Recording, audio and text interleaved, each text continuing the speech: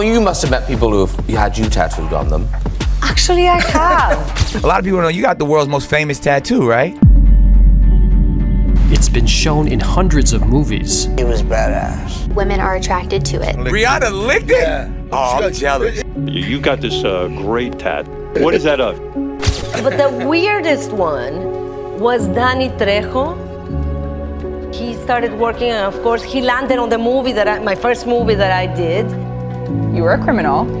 Yeah. They told me, you're gonna meet this prisoner that is now an actor, and I was a little bit afraid. Salma Hayek. God, she's just like stunningly beautiful. Danny Trejo's tattoo of Salma Hayek has become legendary, stealing the spotlight more than many Hollywood stars. Even celebrities like Rihanna openly admire it. Salma's likeness is now a permanent part of pop culture, seen on skin everywhere. What inspired Danny Trejo to immortalize Salma Hayek in such a bold and enduring way? Let's explore why Salma Hayek was so surprised by the permanent ink on Trejo's body. A shocking Hollywood encounter with the great Danny Trejo. So yes, the machete-wielding, extremely tough Danny Trejo. He not only displays tattoos, but he also has tales that might make your hair stand on end. When he was first starting out in his acting career, making a switch from prison to being in front of the camera for his first film, you found yourself part of his dramatic entrance. Picture this scenario: a man whom you've been cautioned about, a former prisoner turned actor, is about to meet you.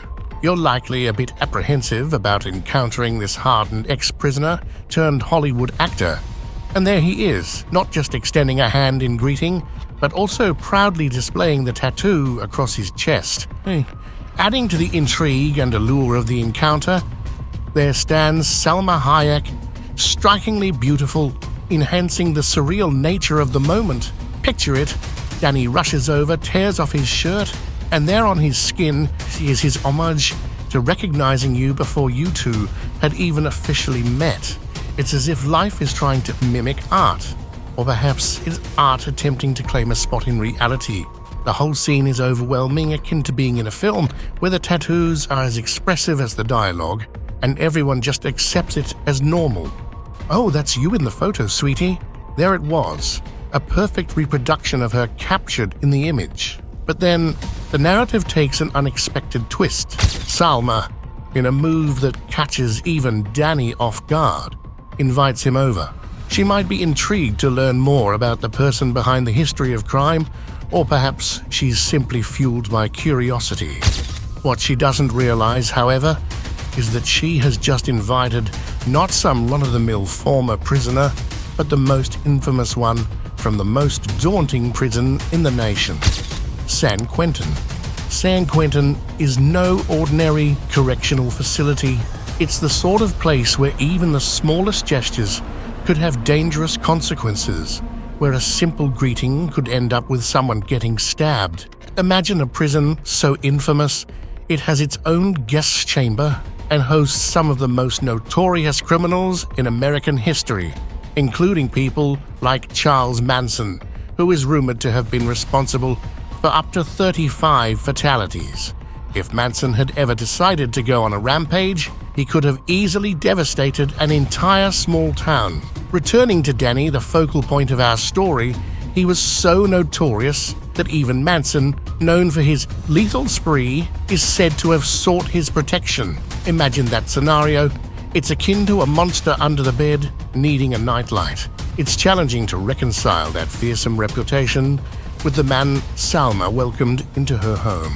From a dreaded criminal to a dinner guest, Danny's trip could almost make you believe in the possibility of personal transformation, or at the very least, cause you to keep a close watch on your silverware. Witnessing his shift from a tough, hardened prisoner to integrating into everyday social life is almost as unbelievable as imagining a shark turning vegetarian. Difficult to digest, yet utterly intriguing. Before Danny Trejo became well known for his tough roles and a rugged face that has seen more action than a professional chef's set of knives, he was simply an ordinary child.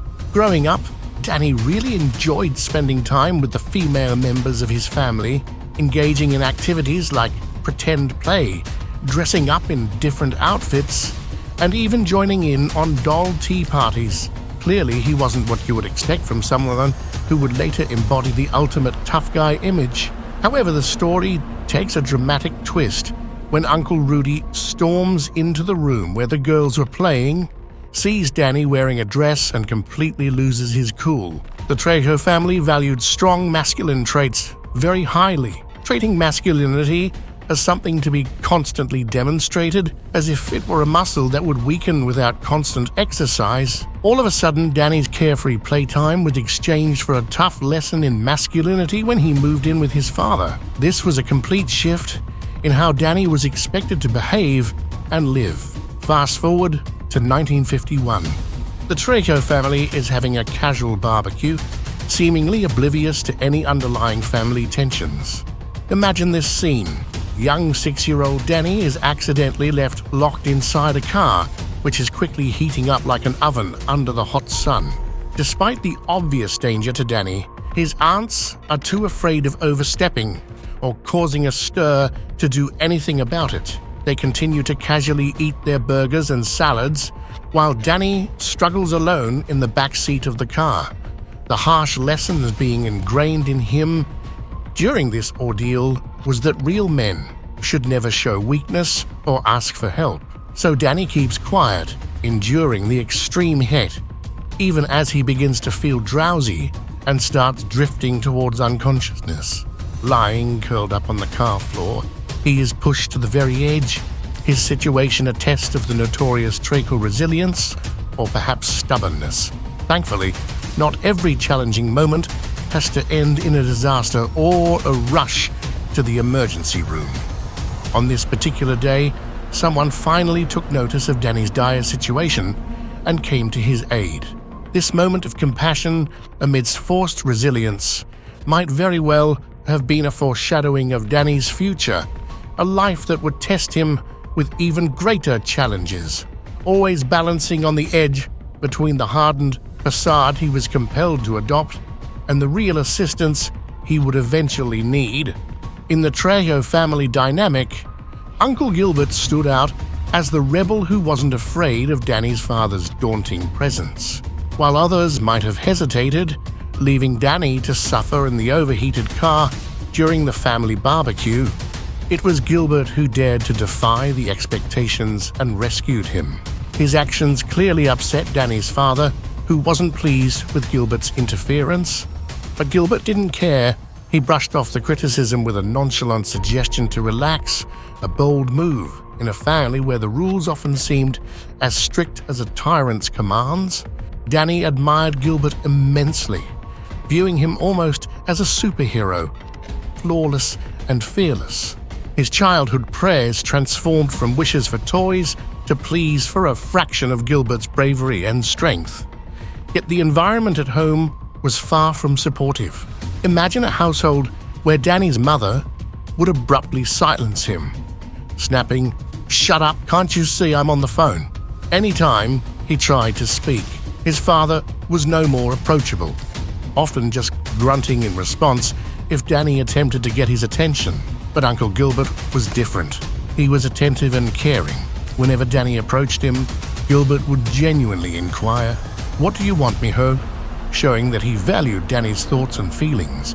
This attention made Gilbert not just a family member to Danny, but a beacon of hope and support, someone who treated him as a valued individual rather than just another child, to be seen and not heard. As we dig deeper into Danny's early years, we explore the critical influences that shaped his challenging life, starting from his unique childhood experiences. A big mess with Uncle Gilbert. Why was Uncle Gilbert always available for Danny? The answer was straightforward. Everyone had their own guesses.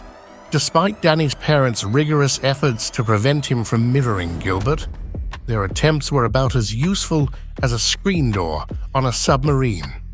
Uncle Gilbert was more than just the fun uncle who managed to avoid reprimands. He actually had an enviable lifestyle to support his image.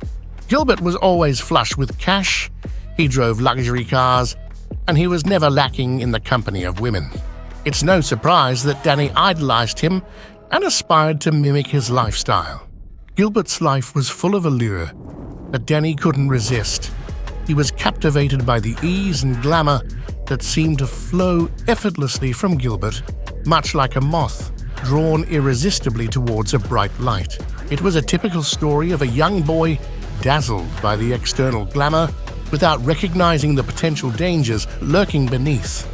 No matter what Gilbert was involved in, whether it was legitimate, questionable, or outright illegal, Danny was ready to dive in head first, fully committed. Could this path lead to problems? Certainly. However, to Danny, Gilbert possessed a sort of enchanting charisma that overshadowed any potential risks.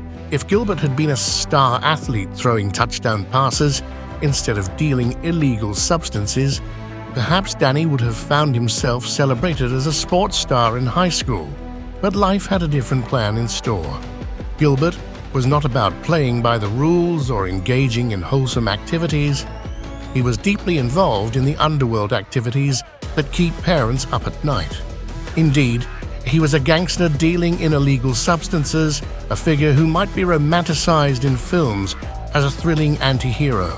This made him appear even more glamorous and exciting to an impressionable Danny, who saw Gilbert not just as a family member, but as a symbol of success and freedom, regardless of the means used to achieve it.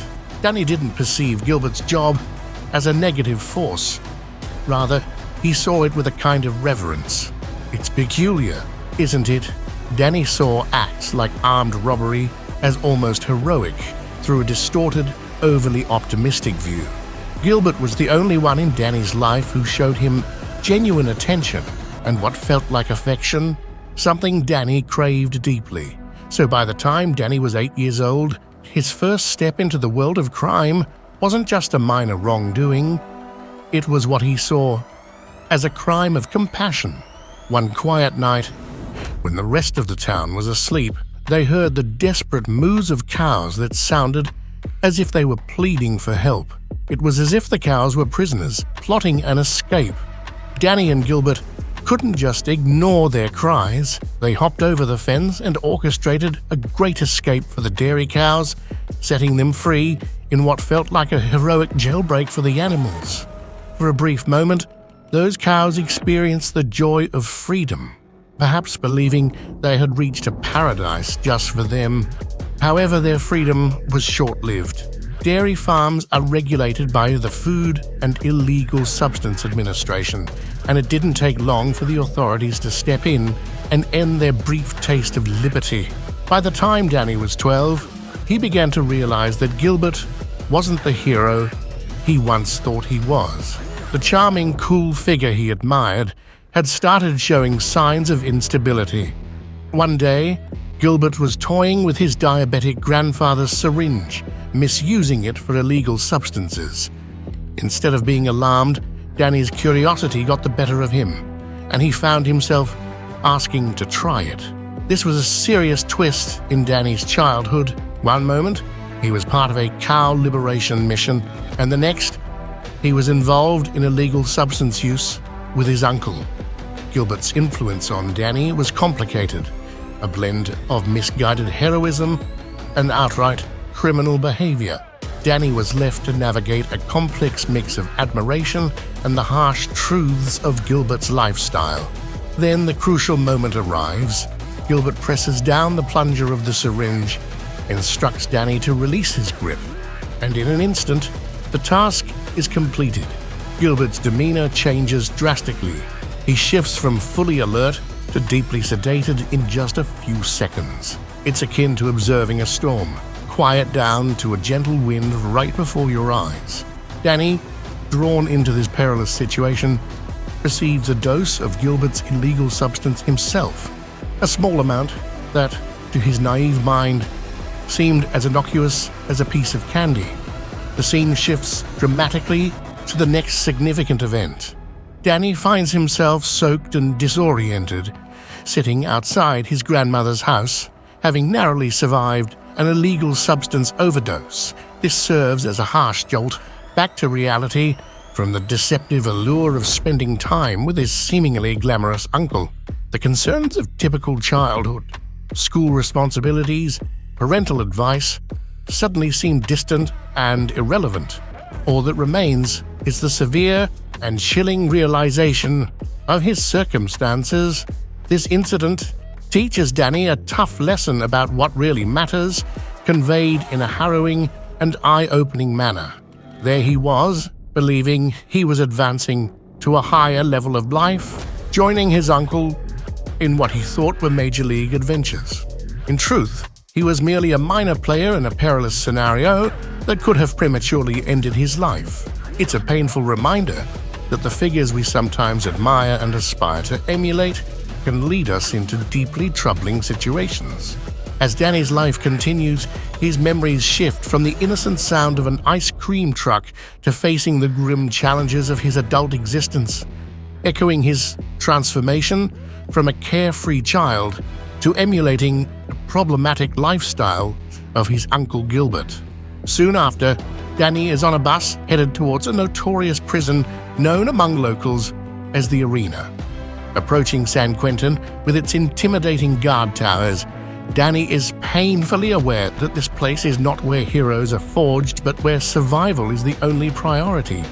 The bus comes to an abrupt stop, and immediately the atmosphere is dense with tension, filled with the palpable, charged energy of danger, like a thick current running through the air.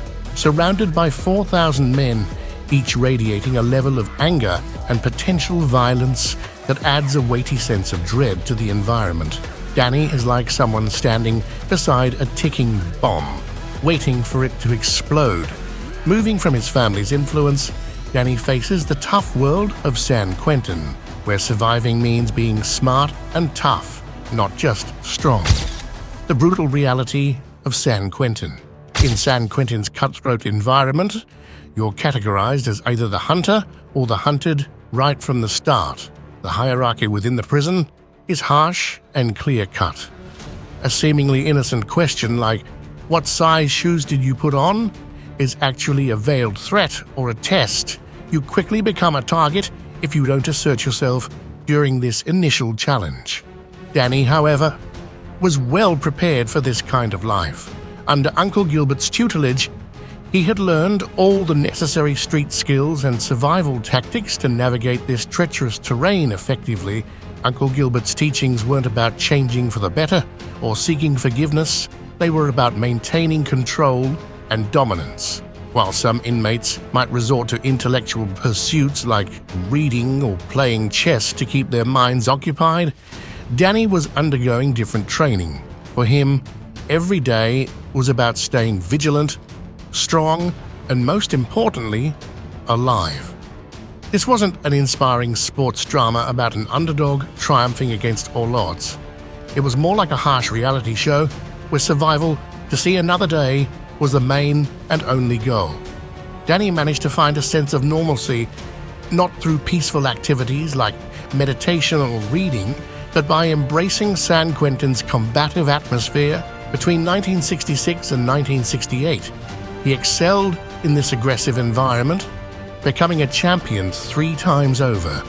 He was adept at avoiding physical confrontations and skilled at engaging in them.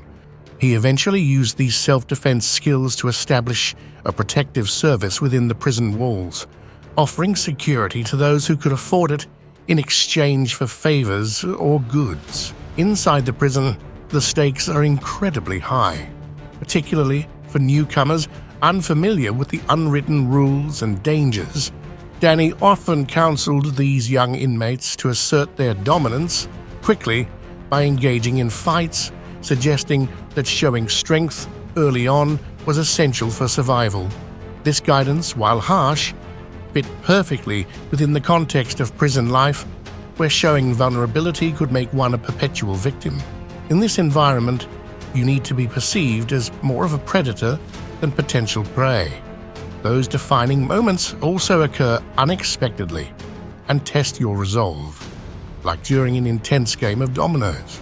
Imagine a scene where there's high-stakes gambling, the tension is thick, and Danny is on a winning roll, confidently placing his tiles. Suddenly, the game is disrupted by violence. A fellow player is struck and collapses in a pool of blood.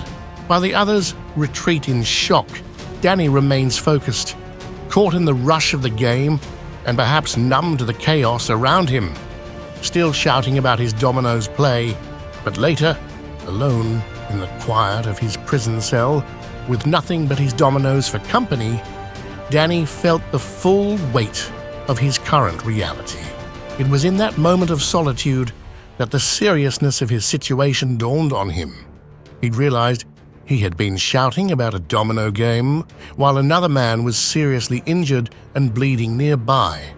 This was a harsh reminder for Danny, pulling him sharply back to reality and forcing him to reflect on the person he had become. This tough moment of self-reflection showed him the stark truth about his life in prison and the decisions he had made that shaped him into someone he barely recognized.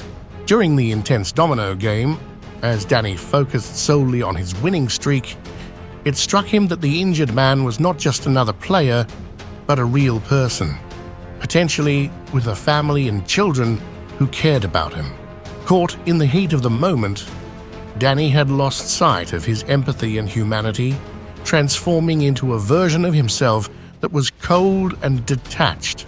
As he sat alone, later in his cell, the realization hit him hard. His old life was gone, and he was at a crossroads. He could either continue down this dark path or make a significant change.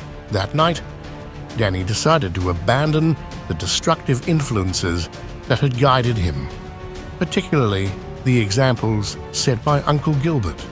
His decision wasn't just about trying to reform, it was about fulfilling a personal promise to better himself, a commitment to start putting others first without expecting anything in return. 3 years later, Danny re-entered society, claiming he had changed for the better. When he arrived at his childhood home, he was met with hesitation from his grandmother at the door and a lukewarm welcome from his father, who seemed indifferent, not even bothering to look away from the television to greet his son.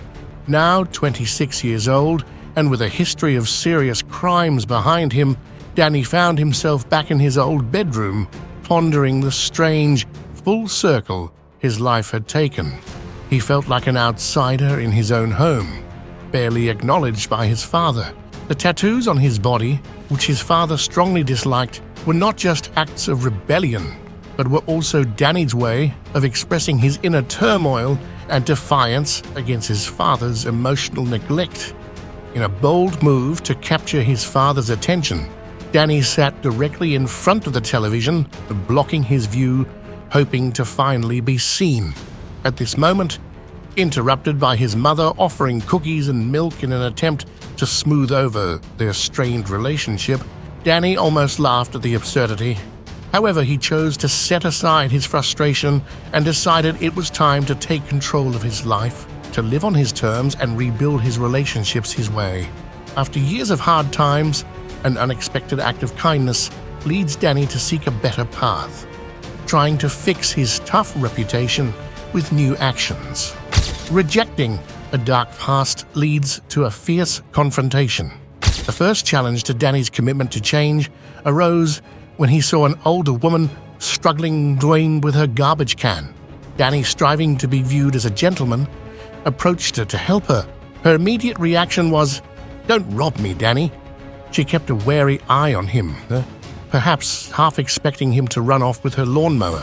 However, Danny intended to show that he had changed, not to take her garden tools. Regaining trust proved to be an uphill battle.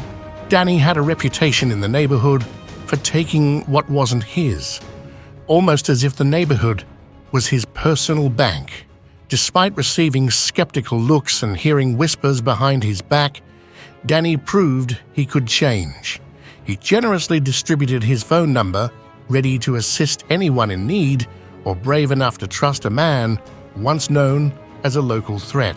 Danny worked hard to stay sober, secured a stable job, and started to believe that he might be able to transform his life's narrative.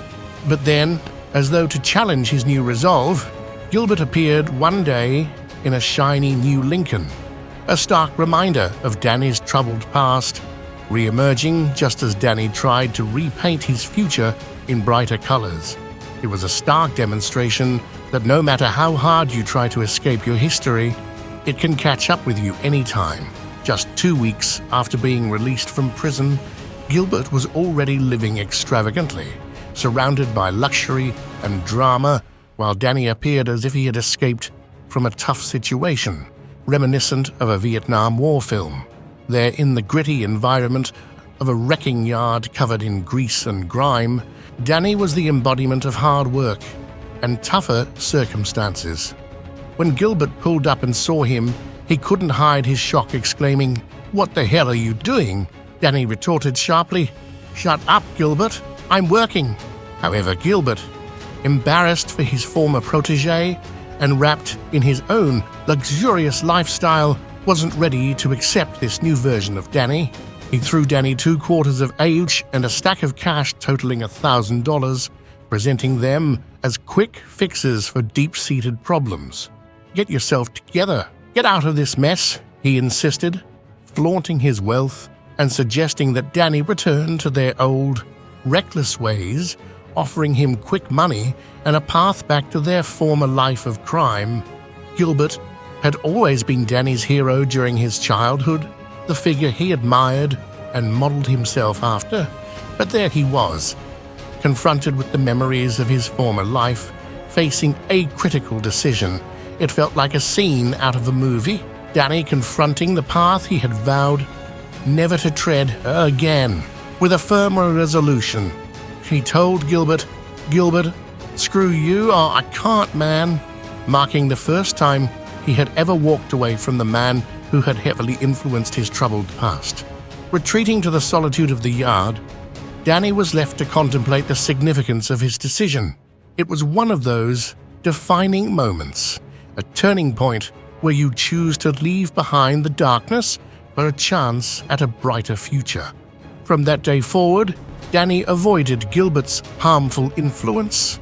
Unfortunately, Gilbert's life concluded in a manner all too common to such stories, with an overdose discovered by a cousin. For Danny, Gilbert was more than just family. He was akin to an older brother, and his passing served as a painful reminder of the life path Danny had chosen not to follow. Even after distancing himself from Gilbert, Danny still held a certain reverence for him, feeling the weight of his influence until Gilbert's untimely passing. After losing Gilbert, Danny struggled to shed his former identity as a convict, much like trying to kick a stubborn addiction. Around this time, the film industry was abuzz with the emergence of a promising young director, Robert Rodriguez, who had just made a splash with his initial successful film. He was searching for new talent for his upcoming film starring Antonio Banderas and the then relatively unknown Salma Hayek, specifically needing someone to portray a silent assassin skilled with knives. The audition was straightforward. Find someone whose mere look could send chills down one's spine. No dialogue required. Danny entered the audition room exuding an intense presence that suggested imminent danger, prompting Rodriguez to exclaim in amazement, "Oh my God, who's that? He looks creepy as hell." It was an encounter that seemed destined by either cinematic fortune or misfortune. Then came the moment with Salma Hayek, whose beauty was so overwhelming it could make anyone feel they should never look at anyone else again. For Danny, caught between his dark past and the glamorous world of Hollywood, it was an incredibly surreal experience, a testament to how life can fling someone from the deepest lows to the strangest highs in just a short time. During this whirlwind, they informed Danny he was about to meet a former prisoner-turned-actor, which understandably made him anxious. To break the ice, he pointed out his tattoo to Salma Hayek, attempting to lighten the mood with a line like, "That's a picture of you, honey," but the attempt fell flat. Instead of responding with amusement, Salma provided Danny with stark feedback, telling him, "People are afraid of you, Dan. Even here, amidst the glitz of this movie set, people shy away from you because of the vibe you give off." This response sent Danny into a spiral, forcing him to confront the negative image he projected, a stark contrast to the persona he wished to embody. It reminded him of the haunting phrase, "Once a criminal, always a criminal," which seemed to echo around him like a relentless chorus, reminding him of the turbulent and destructive events of his past that he hoped to leave behind, but that still lingered just below the surface. Starting again, Danny's path of change shows us that transformation is possible even for those with a troubled past, from Hollywood villain to real-life hero. It turns out that Danny had completely misinterpreted Salma Hayek's perspective. While Danny internally battled his own troubles and regrets, Salma saw potential and good in him. Nearly 2 months after they finished filming their movie, Salma unexpectedly called Danny just before Thanksgiving. Out of nowhere, she invited him to join her for Thanksgiving dinner, a gesture that took Danny by surprise and steered his life story towards a path of redemption, challenging the old notion that past mistakes define you forever. When Danny arrived at Salma Hayek's house for Thanksgiving, he was expecting a lavish Hollywood party, but instead found himself at a cozy, genuine family gathering. The warmth and kindness he experienced there was so starkly different from the tough, hardened roles he was known for that he momentarily excused himself to the bathroom, overwhelmed by emotions. Salma's incredible kindness showed him that people could see beyond his rough exterior to the compassionate person inside. This profound kindness made Danny start to view his past not as a chain of irreversible mistakes, but as valuable lessons. He began to understand that failures weren't the end of his story, but were important parts of his personal development, sometimes painful, but ultimately leading to growth. As time passed, the public began to witness a new side of Danny, not only as the stereotypical Hollywood tough character, but also as a genuine hero in real life. Imagine a scene captured on a security camera. A sport utility vehicle speeds through an intersection and is violently struck by another car, with metal twisting and glass breaking all around. Danny was at the scene, and rather than retreating, he moved forward to help. The footage showed clear signs of chaos and fear, especially visible in the eyes of a young boy involved in the crash, which deeply affected Danny. The boy, who was autistic, a detail that made the situation even more sensitive because autistic children can be particularly averse to physical contact, needed help. Danny cleverly and kindly encouraged the boy to use his superpowers to initiate contact. This imaginative prompt allowed the boy to engage on his own terms, and he reached out to Danny. With that connection made, Danny safely extracted the boy from the wreck, transforming from the role of an on-screen hero to a real-life savior. The accident was a hectic yet heartfelt scene, as the boy and his grandmother, caught up in the wreckage, shared a reunion filled with relief and confusion. In the aftermath, 3 individuals were transported to the hospital. Fortunately, the injuries weren't severe, thanks largely to a combination of luck and Danny Trejo's quick response. When the grandmother got injured, Danny attempted to lift spirits with a playful, "Superpowers, Grandma, superpowers." Though the attempt didn't quite hit the mark, it was a heartfelt attempt, but undeniably a bit clumsy in execution. This event marked a decisive turning point in Danny's life. He committed to a complete personal overhaul. No more backsliding into old habits. It was time to start afresh. It felt as though he had to completely tear down his past self to build something new. As time passed, Danny managed to redefine himself significantly. Gone was the stereotype of the hardened actor. In its place was a man traveling the nation as a powerful motivational speaker who commands the room and captivates his audience with his words. His guiding principle became, "All I have is one day. Do you understand? How do I want to live today?"